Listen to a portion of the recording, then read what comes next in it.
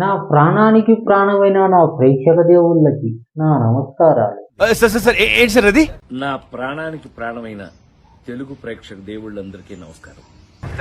ఆ నమస్తే తీసి గుర్తులో పెట్టుకుని ముందు అడ్రస్ చూడండి. దొగ్గమ్మనాడు మామూలుడు కాదండి వీడు. రాజేంద్ర ప్రసాద్ గారు, మీరు ఒక మంచి యాక్టర్. అసలు స్క్రీన్ మీద మీ పర్ఫార్మెన్స్ రేంజ్ లో ఉంటుంది, కానీ రియల్ లైఫ్ లో వచ్చేసరికి మీ పర్ఫార్మెన్స్ అనేది అటర్ ఫ్లాప్ అవుతుంది. ప్రతి ఒక్కరు నోటికి వచ్చిన బూతులు మాట్లాడుకుంటూ మీరు ఏ వీడియోలో కనిపిస్తే ఆ వీడియోలో మిమ్మల్ని పచ్చి బూతులు తిడుతున్నారు. దానికి మెయిన్ రీజన్ వచ్చేసి మీరు ఇంతకు ముందు కూడా పుష్ప మూవీలో కూడా ఇలాగే నోరు జారారు. నిన్న కాక మొన్న చూసాం, ఆడెవడో చందనం దొంగ వాడు హీరో. ఎక్కువ మాట్లాడావు అంటే గుద్దలో గుణపం దింపుతా. ఇలాగే నోరు జారారు, అప్పుడు కూడా ఫుల్ వేసుకున్నారు మిమ్మల్ని.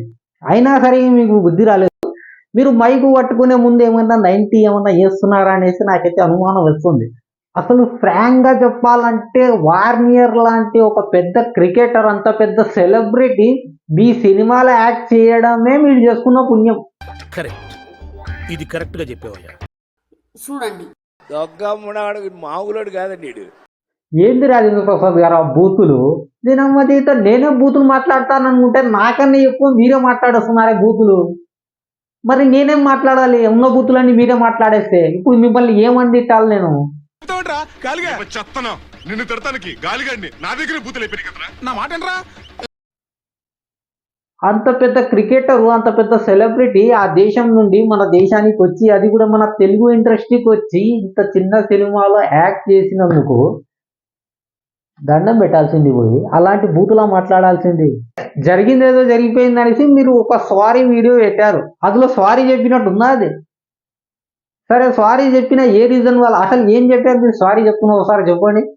నితిన్ని అతన్ని మీరంతా నాకు పిల్లలు లాంటి వాళ్ళు అన్న.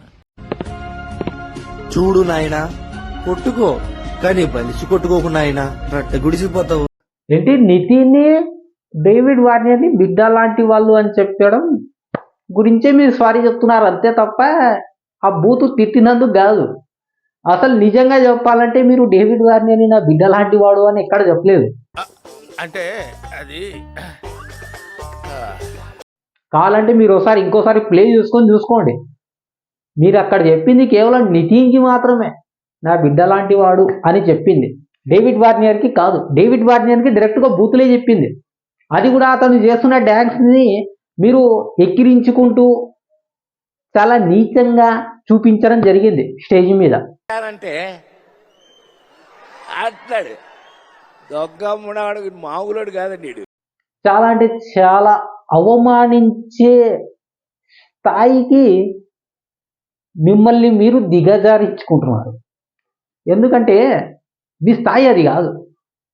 ఎందుకు ఇలా చేస్తున్నారంటే మీకు కుళ్ళు. ఎక్కడి నుండో వచ్చి ఇక్కడ యాక్ట్ చేస్తున్నాడే, ఇంత పాపులారిటీ ఎలా వచ్చింది? వేరే దేశస్తుడు కదా, మన దగ్గర ఎందుకు ఇంత? మీ కుళ్ళు బుద్ధి, అది మీ లోపల ఉండే కుళ్ళు కుతంత్రం అదంతా బయటికి వచ్చేసి ఆ బూతు రూపంలో బయటికి వచ్చింది. అది ఒప్పుకోవాల్సింది పోయి నా బిడ్డ లాంటి వాడని చెప్పి పొరపాటున ఏదో నోరు జారాను. వాస్తవానికి రండి. మీరు మాట్లాడింది మాట్లాడినట్టు ఒప్పుకొని సారీ చెప్పాలి, అది పద్ధతి. ఈ మధ్య ఏం జరుగుతుందో తెలియదు కానీ సినిమా ఏ ఈవెంట్ జరిగినా కూడా ఎవడో ఒకడు నోటికి వచ్చినట్టు మాట్లాడుతూనే ఉన్నాడు.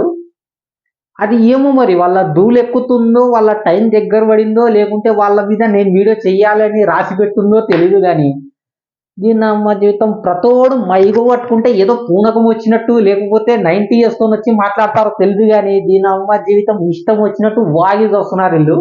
ఇలాంటి వాళ్ళకి మైక్లు ఇయ్యకండి రా బాబు, వీడియోలు చేయలేక చచ్చిపోతున్నాం వీళ్ళ మీద. అది మ్యాటరు.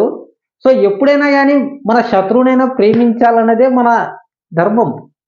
అలాంటిది పోయి మన దగ్గరకు వచ్చి మన మిత్రుడిగా, ఒక మంచివాడిగా కలిసి మెలిసి ఉండాలనుకున్న వాడిని బూతులు తిట్టడం మాత్రం ఇది చాలా నేరం నా దృష్టిలో. మీరేమనుకుంటున్నారో ఖచ్చితంగా కామెంట్ బాక్స్లో కామెంట్ అయితే చేయండి. అలాగే ఈ వీడియో పూర్తిగా చూస్తే మీ ఒపీనియన్ ఏంటన్నది ఖచ్చితంగా కామెంట్ అయితే చేయండి మామ. అలాగే ఈ వీడియోకి లైక్ చేయండి, మన ఛానల్ని సబ్స్క్రైబ్ చేసుకోండి మామ. కౌంట్ చాలా తక్కువ ఉంది. అలాగే ఎవరికన్నా దేపండి, నాకు చాలా పని ఉంది. బాయ్.